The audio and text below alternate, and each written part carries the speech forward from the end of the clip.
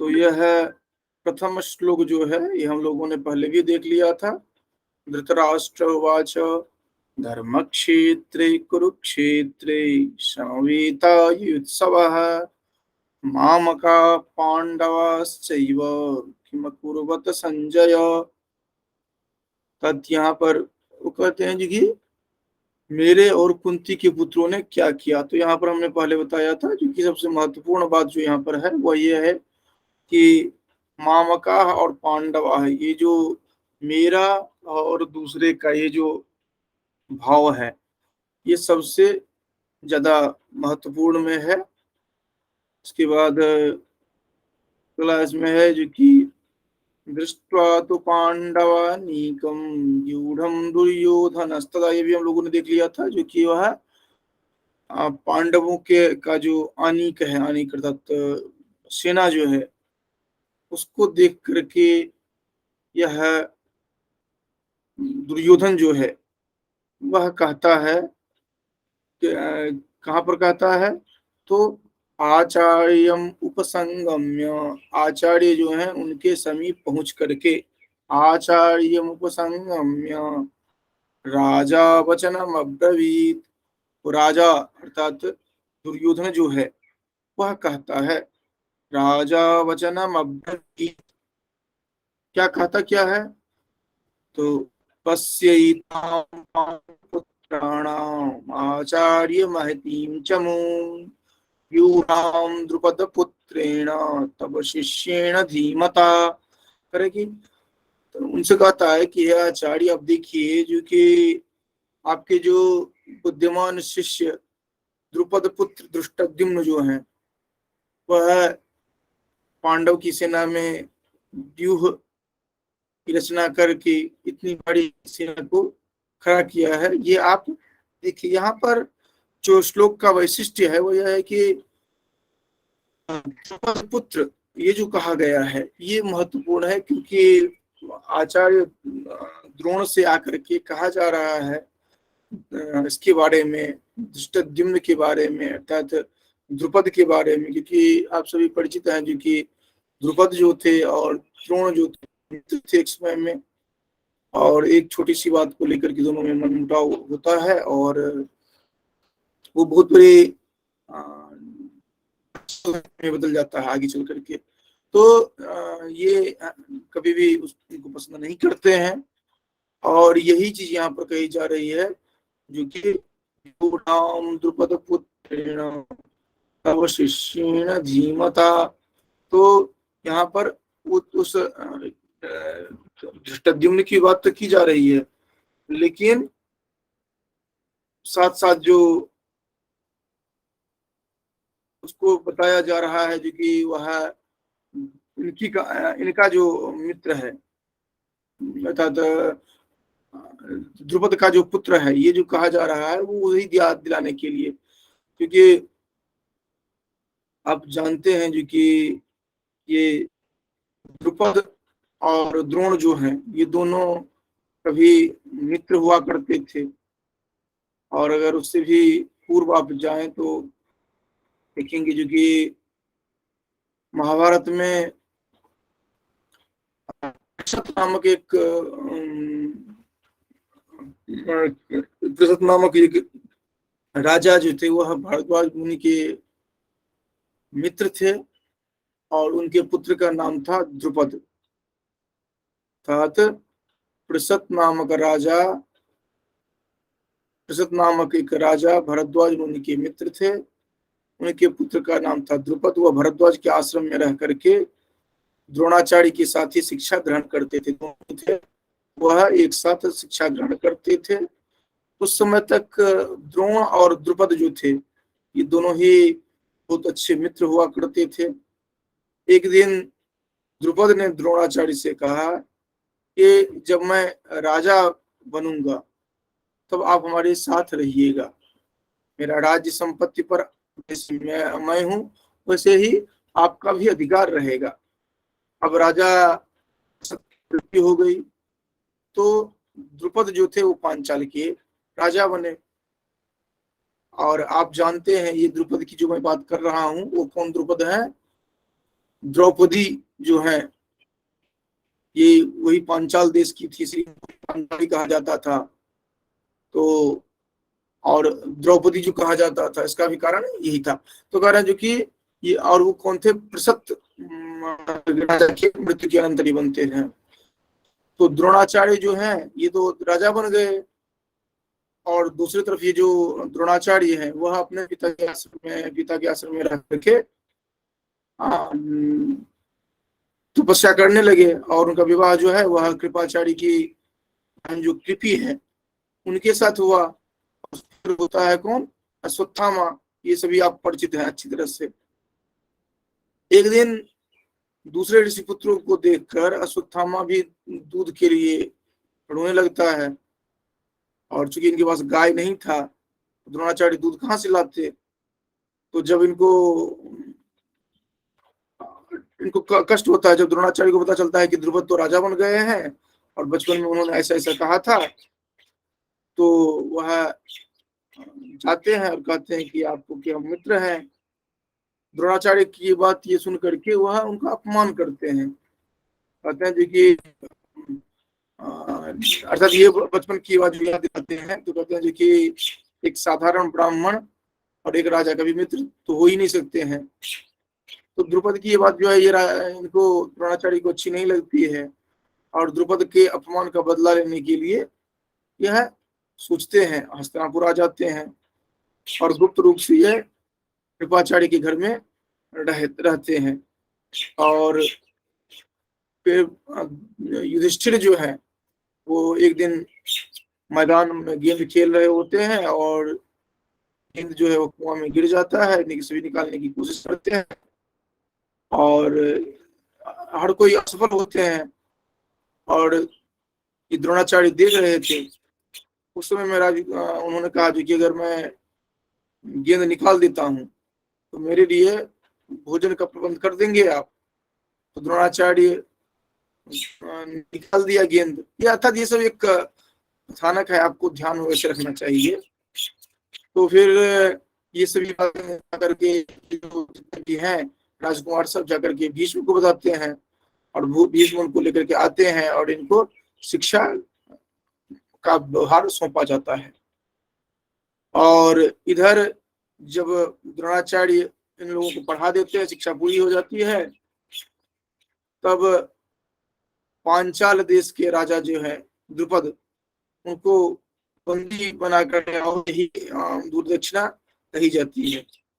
पहले राजा द्रुपद पर आक्रमण करके उन्हें बंदी बनाने का प्रयास किया जाता है, लेकिन वो इतना सहज तो थे नहीं। बाद में अर्जुन के पराक्रम से द्रुपद को बंदी बना लिया जाता है और गुरु द्रोणाचार्य के पास लाया जाता है। और तब द्रोणाचार्य जो को उन्होंने आधा राज्य वापस दे दिया, आधा अपने पास रख लिया। अरे मतलब ये एक कहानी मैं कह रहा हूँ जो कि ये जो पहुंचते हैं, जो कि कहा गया है आचार्य महतीम चमु व्यूढ़ाम द्रुपद पुत्री न तब शिष्य धीमता, ये इसको समझाने के लिए जाता। फिर उसके बाद हमने दिखाया था यहाँ पर अत्र शूरा महे ख्वासा भीमार्जुन समायुधे युजिधानो विराटस्य द्रुपदस्य महारथः दृष्टकेतुश्चेकितानः काशीराजश्च वीर्यवान् पुरुजित् कुन्तिभोजश्च शैव्यश्च नरपुङ्गवः युधामन्युश्च विक्रान्त मौजाश्च वीर्यवान् द्रौपदेयाश्च सर्व एव महारथा। तो यहाँ पर बता रहे हैं जो कि इस सेना में इतने बड़े बड़े धनुष वाले जो ये वीर हैं, युद्ध में कौन कौन है, तो भीम है, अर्जुन है, सूरवीर है, सात्विकी हैं, विराट हैं, तथा ये महारथी राजा द्रुपद हैं, दृष्टिकेतु हैं, चेकितान हैं, काशीराज हैं, पुरजित कुंती भोज हैं, इस तरह मन ये शैव्य हैं, युधामन्यु हैं, उत्तमौजा हैं, और सुभद्रा के पुत्र अभिमन्यु, द्रौपदी, ये पांचों पुत्र, ये सभी महारथी इनमें है, इनके सेनाओं में। अगर इधर देखा जाए अपनी तरफ तो अस्माकं तु विशिष्टाजे तान्निबोध दुजोत्तम नायका मम सैन्यस्य संज्ञार्थम तान ब्रवीमि ते। जो कहते हैं जो कि इसके अतिरिक्त अगर हमारे बारे में देखा जाए तो हमारे पक्ष में जो प्रधान हैं उनको भी आप जान लीजिए, ये जानकारी रहेगी तो अर्थात जो जो सेनापति के लायक हैं इनको आप समझ पाएंगे। भीष्मस्य कर्णस्य कृपस्य स्मृतिञ्जयः अश्वत्थामा विकर्णस्य सौमदत्तस्तथैव च। कहते हैं जो कि कौन कौन है, तो कह रहे हैं जो कि द्रोणाचार्य आप स्वयं हैं, भीष्म है, पितामह भीष्म है, उसके बाद कर्ण है, और ये कृपाचार्य जो है कृपाचार्य हैं, इसके साथ साथ अश्वत्थामा है, विकर्ण है, उसके बाद सोमदत्त के पुत्र जो भूरिश्रवा हैं ये हैं। अन्य सूरा मदर्थे त्यक्त जीविता, और भी बहुत सारे योद्धा हैं जो हमारे लिए अपने प्राणों को भी त्याग देने में नहीं हिचकिचाते हैं। नाना शस्त्र प्रहरणा सर्वे युद्ध विशारदा, और ये सभी शस्त्रास्त्र से युक्त हैं और सुसज्जित हैं युद्धों से, और युद्ध में एक्सपर्ट हैं ये जितने भी हैं। उसके बाद आगे कहते हैं पर्याप्तम तदस्माकं भीष्माभिरक्षितम् पर्याप्तम तुदमे तेषां बलम भीमाभिरक्षितम्। कहते भीष्म पितामह द्वारा रक्षित हमारी सेना जो है वो हर तरह से अजेय है, और भीम द्वारा रक्षित इन लोगों की सेना जीतने में सुगम है। देखिए ये हम लोग गीता पढ़ रहे हैं तो हम लोग ये भी ध्यान रखें जो कि जहां जहां वचन के कारण जो समस्याएं आई है ये भी आपको ध्यान में रहना चाहिए। ये जो श्लोक है 10वां श्लोक, उसके माध्यम से क्या देख रहे हैं आप कि हम अपने सामर्थ्य को बढ़ा चढ़ा करके देखना चाह रहे हैं, सामने वाले का सामर्थ्य जो है उसको आप उस तरह नहीं देख रहे हैं। जैसे यहाँ पर भीष्म द्वारा सुरक्षित है ये सेना, ये तो आप बता रहे हैं, उधर भीम के द्वारा यह अर्थात जो रक्षित जो ये लोग हैं वह सेना जीतने में सुगम है, मतलब भीम उस तरह सेना की योजना नहीं कर सकता है, अभिप्राय है। तो दूसरे को कमतर आंकना भी उचित नहीं होता है, ये यहाँ पर दिखाया गया है। अयनेषु च सर्वेषु यथा भागम अवस्थिता भीष्ममेवाभिरक्षन्तु भवन्तः सर्व एव हि। इसीलिए जो अपने अपने स्थल पर हो करके आप सभी निश्चय ही भीष्म जो हैं उनकी रक्षा करें, हर तरह से रक्षा करें, क्योंकि भीष्म जो है वह पावरफुल है, वो अगर समाप्त उनको जो अगर घेर लिया जाता है तो दिक्कत आएगी, तो आप उनकी रक्षा करें। तस्य संजनयन् हर्षं कुरु वृद्धः पितामहः सिंहनादं विनोद्योच्यैः शंखं दद्मौ प्रतापवान्।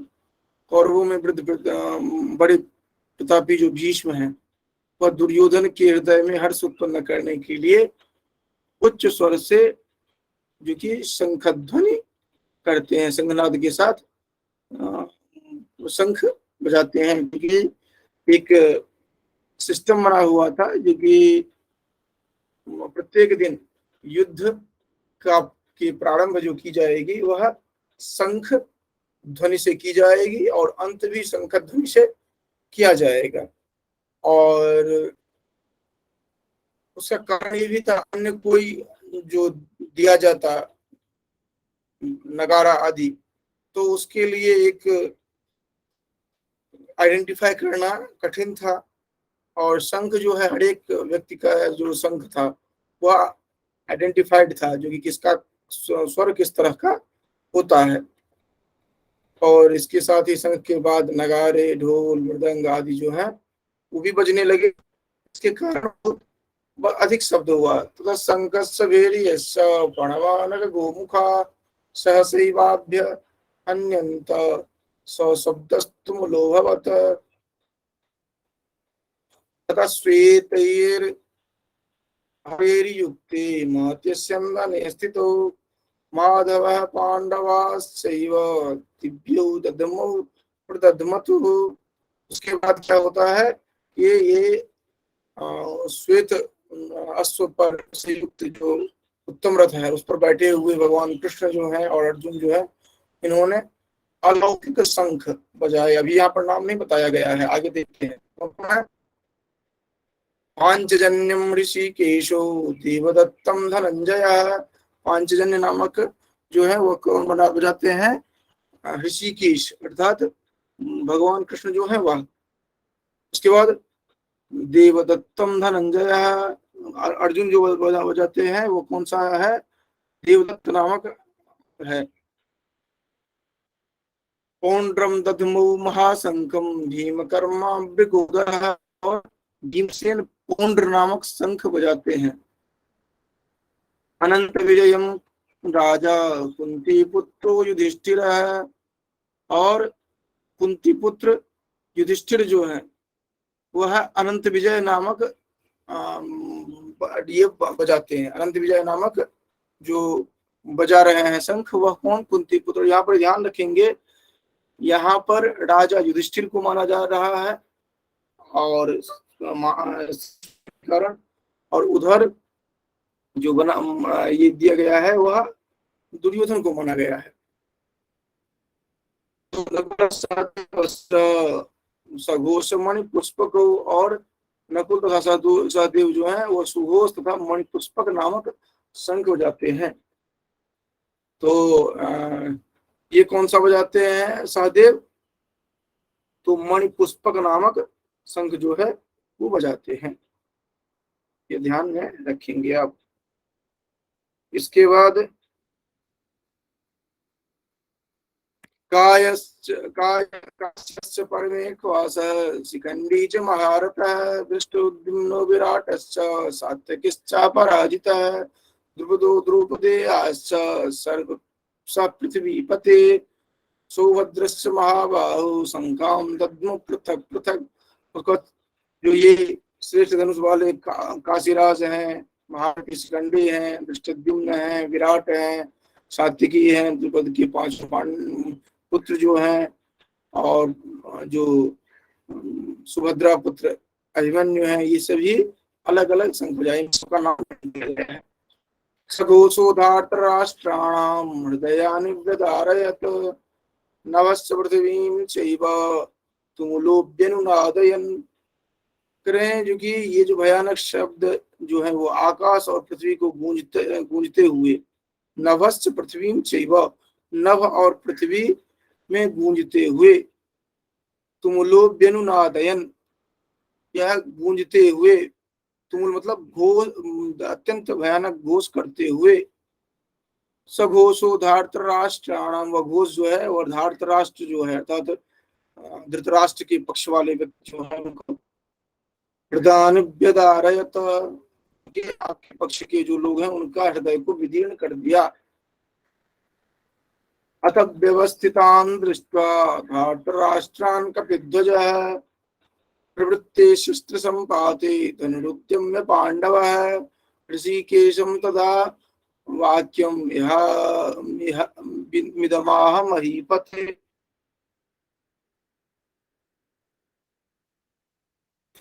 सेनयोर्वयोर्मध्ये रथम स्थापयमेच्युत। उसका क्या हो रहा है?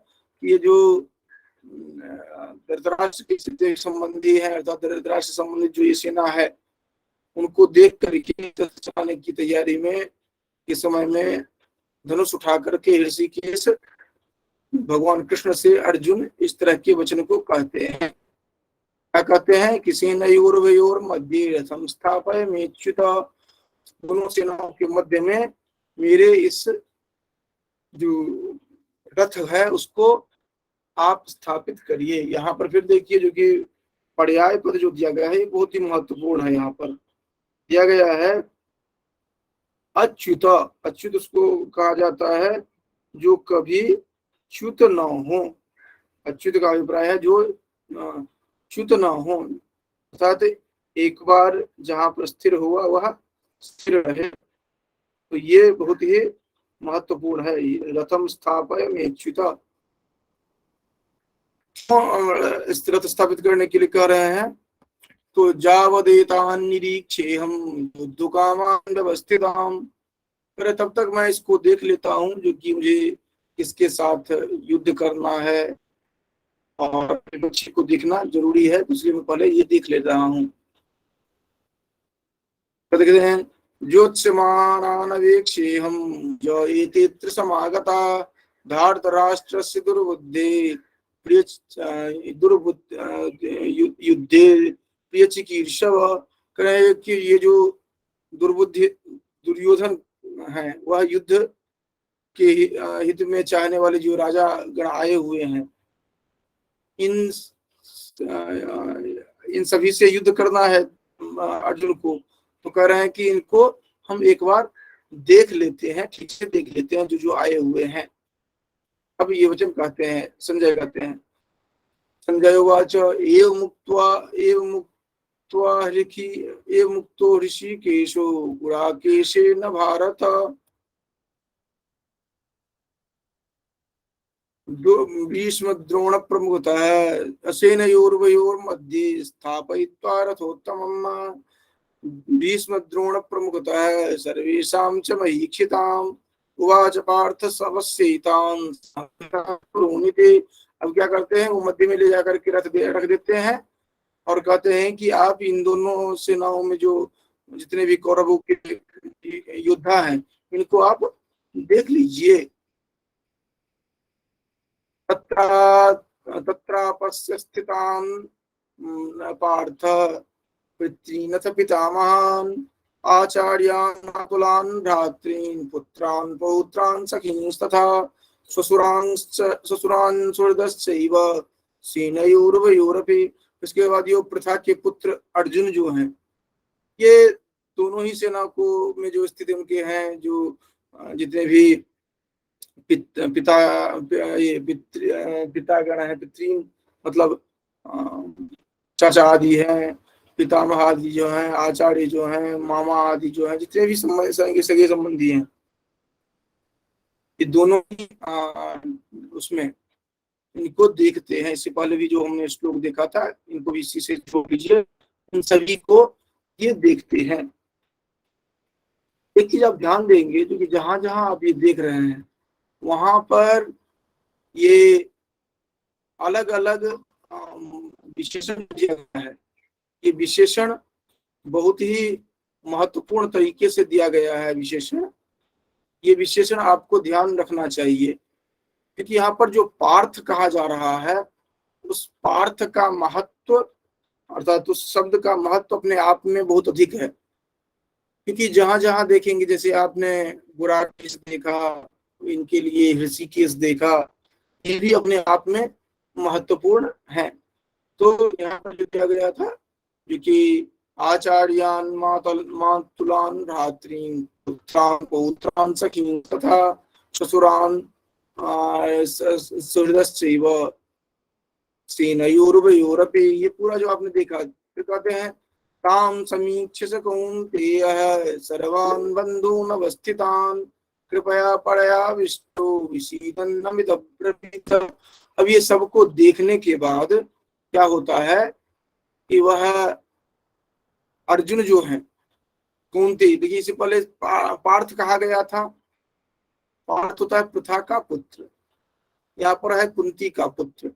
पृथा का पुत्र वहां पर यह है कि वह राज्य से संदर्भित राजा तो है ही, और उसके साथ साथ एक मानवीय धरातल पर जो कमियां होती है इंसान की, वो बताया गया है। इसके साथ साथ यहाँ जो आप देख रहे हैं, जो कि इन सभी को देखने के बाद जो इनका मन जो है वह क्या हो रहा है, कृपया पड़या विष्टु, करुणा से युक्त हो जा रहा है। विषीदन इदम औब्बवीत, इस तरह विषाद प्राप्त होते हुए, शोक को प्राप्त होते हुए वह इस तरह के वचन कहते हैं। क्या कहते हैं तो ये हम कल देखेंगे, क्योंकि अर्जुन कहते हैं दृष्टिमेव, आप लोगों को दिख रहा होगा स्लाइड, दृष्टिमेवं सुजनम कृष्णम युत्सं समुपस्थितं सीदन्ति मम गात्राणि मुखं च परिशुष्यति वेपथुश्च शरीरे मे रोमहर्षस्य जायते गाण्डीवं संसृते हस्तात् त्वक्चैव परिदह्यते न च शक्नोम्यवस्थातुं भ्रमतीव च मे मनः निमित्तानि च पश्यामि विपरीतानि केशव न च श्रेयोनुपश्यामि हत्वा स्वजनमाहवे न काङ्क्षे विजयं कृष्ण कृष्ण न च राज्यं सुखानि च किं नो राज्यं गोविन्द किं भोगैर्जीवितेन वा। देखिए ये तो हम कल देखेंगे, आप लोग उसमें ज्वाइन कर सकते हैं भी। ये जो कहा जा रहा है ये बहुत ही महत्वपूर्ण पक्ष है इसके संदर्भ में, जो कि साइकोलॉजिकल है। यह जो जितना भी आपकी एक्टिविटीज होती है वो सभी एक्टिविटी आपके मन पर निर्भर करता है, और मन के संदर्भ में कभी और चर्चा करेंगे, क्योंकि जो कुछ भी आप करते हैं वह आपका मन जिस तरह से आपको ले जाता है उसी तरह से आप कर पाते हैं। अगर मन आपका साथ नहीं देता है तो आप कुछ नहीं कर सकते हैं, मन साथ दे रहा है तो आप कर पाएंगे।